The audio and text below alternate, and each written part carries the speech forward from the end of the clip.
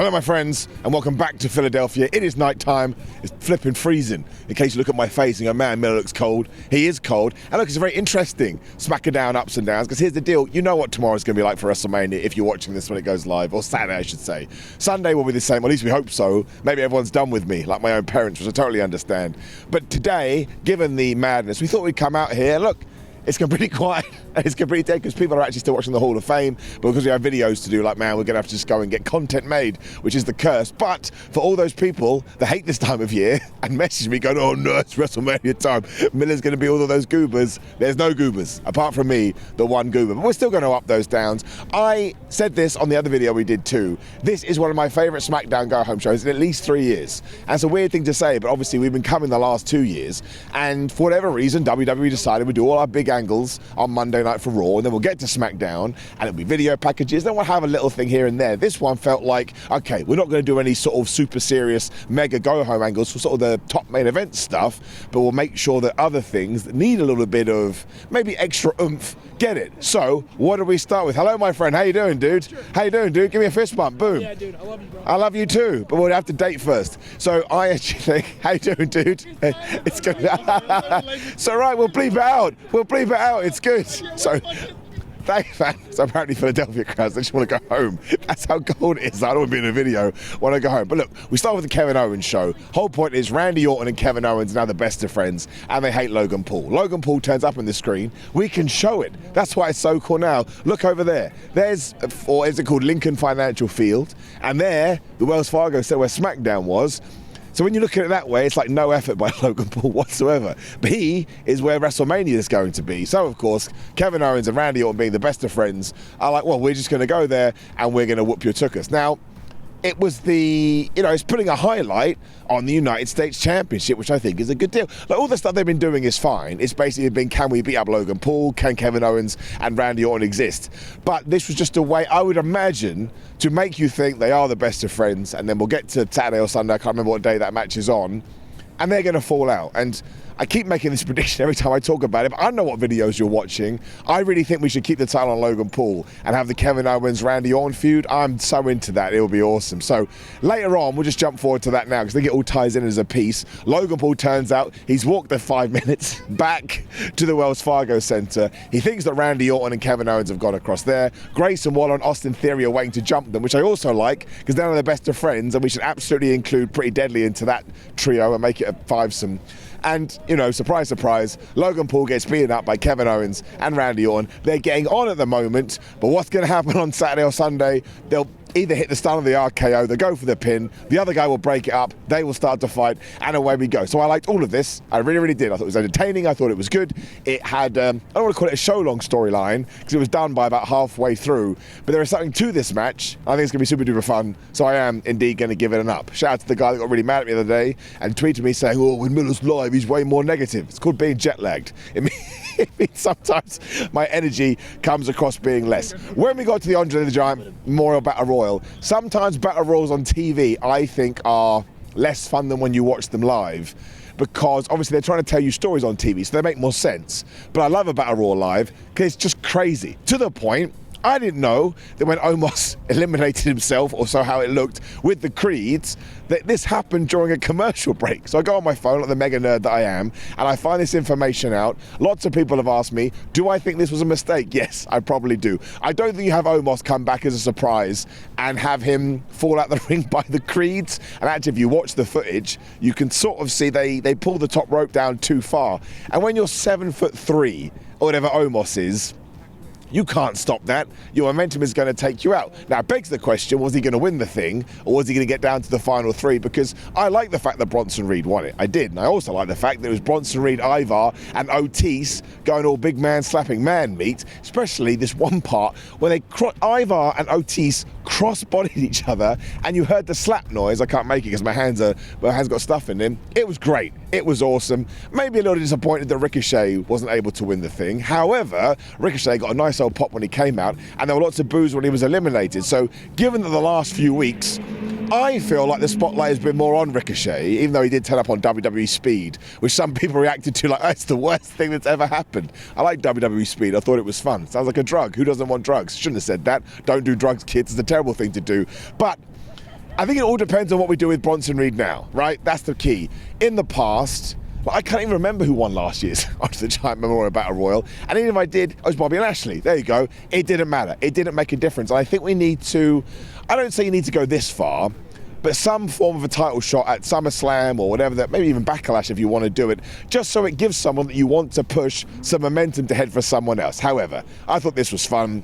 There was an amazing part, I should point out, when Tozawa threw out JD McDonough. They just ripped his t-shirt off, and Tozawa doesn't get enough love, so I'm going to give him some love. I'm going to give it enough. And I totally get, again, people always say this, I'll go home, I'll rewatch the show, but they're live. I hope the fans came across too. I think they said there was 18,000 people in there. You could really hear them. I thought that was really fun, so yeah. It's absolutely going to give it an up. We then had our first video of the night, because there were some videos, and this was the Karrion Kross versus Bobby Lashley stuff.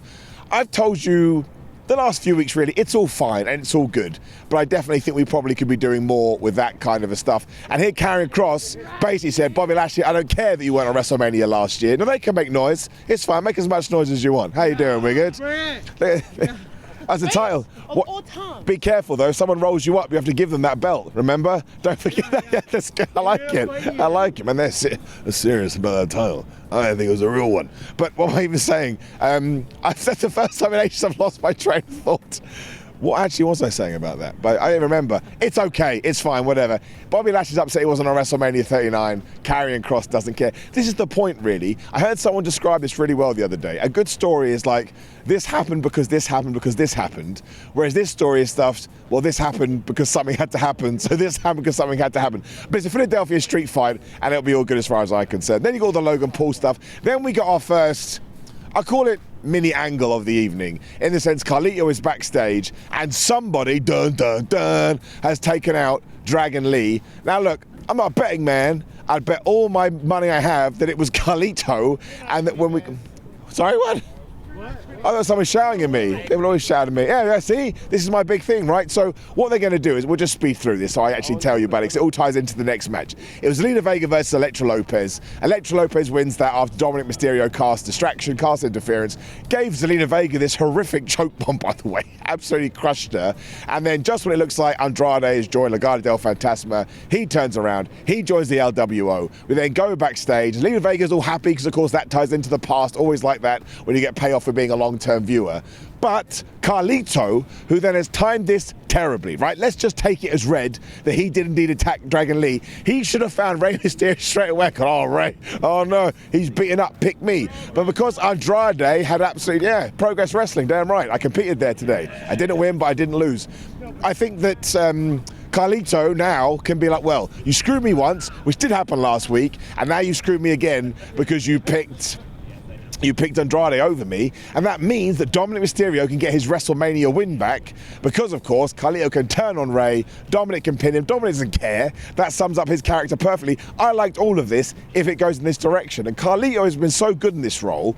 I didn't even notice that he was upset last week. I was too busy writing notes going, why aren't these people more upset? So I don't like a moron. It's getting an up. It was a good angle. I enjoyed it a lot. And if we do that, I think it gives you a nice twist at WrestleMania. Everybody will react. And again, we're building stories for post-WrestleMania 40. We made sure, well, we did that video the other day, so make sure you click it and then you can see what I'm talking about. You have to have things post-WrestleMania. Otherwise, we get the post-WrestleMania lull, which is something that people are talking about for a long old time. So like I say, it's definitely going to give it an up. This guy's slapping his head.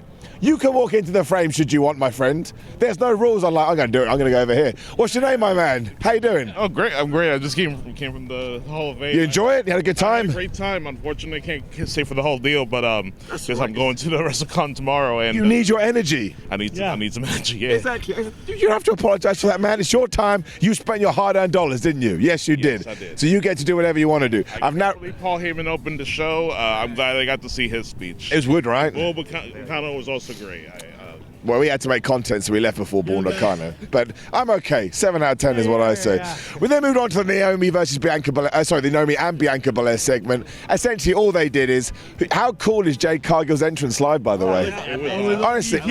Honestly, right, genuinely, I said, you don't need to be good. I'm not saying she's not. That's not my point. But what I was saying is that when you have an entrance like that, you don't actually have to be good at wrestling, because kids will sit and go, oh my gosh, this is the greatest person that has ever lived. You have to go watch it live. I'm not trying to shill WWE tickets here, but you absolutely have to go and see it live. They just came out and said we're going to beat Damage Control, and then they all pointed at the sign, because now what WWE has done is they realise that everyone takes the mick out of people pointing at the sign. So now they're making all, oh, we nudge, we know what's going on. But it works. It makes me giggle because I'm a 7-year-old kid. But I just think these three together look awesome, to the point they don't have to do anything and they still come across like awesome. So I'm going to give it an up. You then see Jey Uso in the back.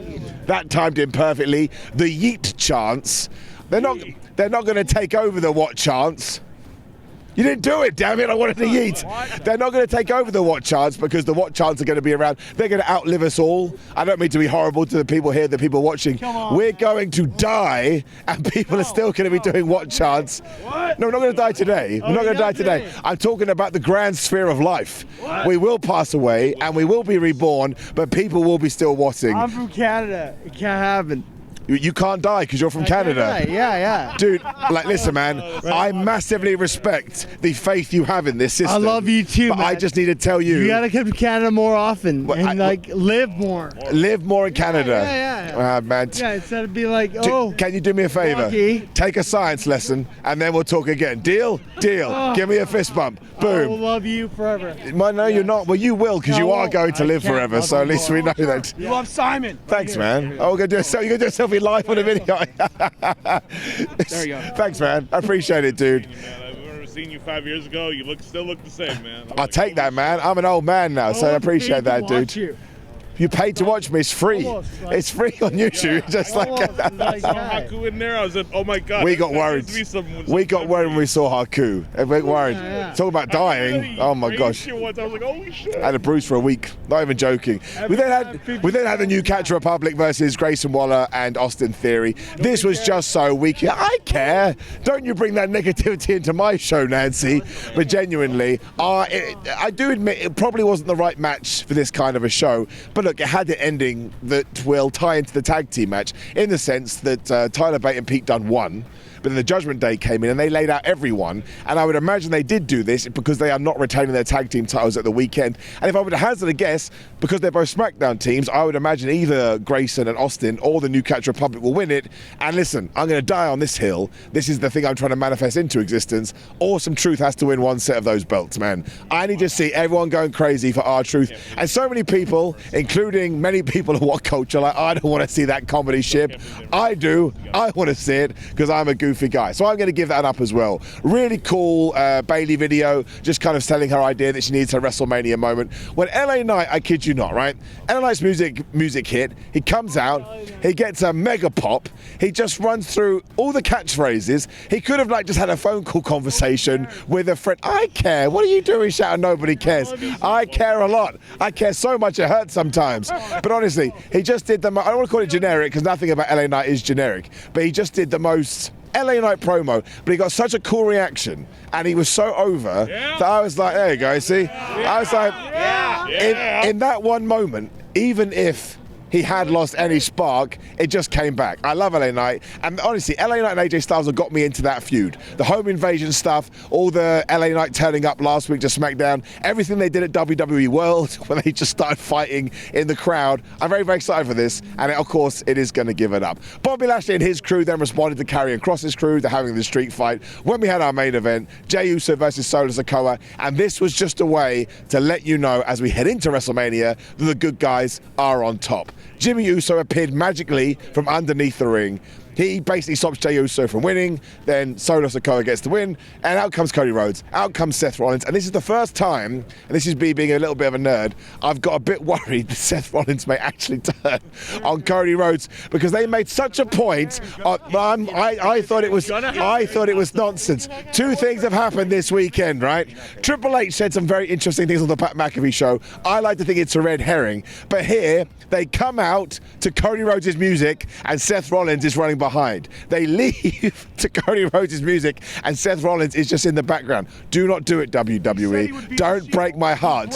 Don't do it to me. Don't put ideas in my head. However, once again, as soon as they played Cody's music, the place went absolutely crazy. I love it. Cody Rhodes is my favorite person on the planet. And of course it ends, like I say, good guy standing tall. We now roll in to the weekend. And as far as I'm concerned, this is my prediction. I'm sticking with it. I think The Rock should pin Cody Rhodes in the tag team match. I think Cody Rhodes should win the World Championship on Sunday. And that way, even if we can never do it, because Dwayne Johnson is too busy, I totally understand, WWE in their back pocket has a world champion that was pinned by The Rock. And in my dream world, we can get that match because everything they've done is so good. I now want that more than The Rock versus Roman Reigns. Not that I don't want that, but The Rock versus Cody to me just has this amazing, never thought we'd do it, never saw it coming magic to it. So I am going to give it an up. Now look, have I been a little bit generous to that SmackDown? Yes, I have. But when you see these shows live in the building, it just makes you feel warm and fuzzy in your tum-tum. It just does. I feel privileged to be here. And of course, for those expecting the madness, tune in Saturday night WrestleMania. Tune in Sunday night WrestleMania. If you didn't see ups and downs post WrestleMania 39, we almost got arrested because people were so mad that Cody Rhodes didn't win. We did, and they were drunk. So if he doesn't win for a second year in a row, someone's going to have to come. Don't just remember, it's just stupid wrestling, and it doesn't matter.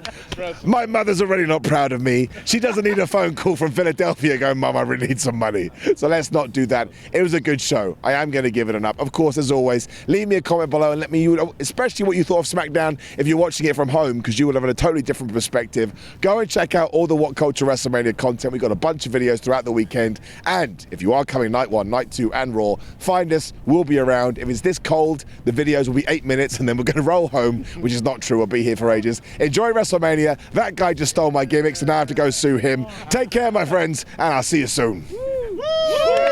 There you go, mini crowd. I take mini crowd.